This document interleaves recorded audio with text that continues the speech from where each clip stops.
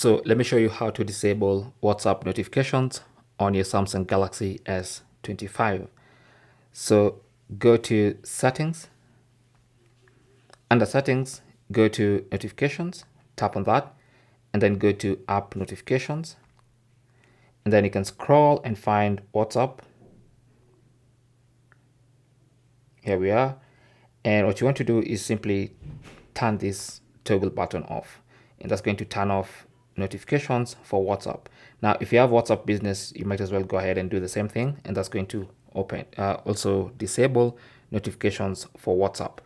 Now, that means your phone will not notify you when you have a WhatsApp notification. But if you open the WhatsApp application, every message you have will come through when you have the app open. Thanks for watching. Don't forget to like and subscribe. And if you have any comments or questions, talk to us down in the comment section. Good luck.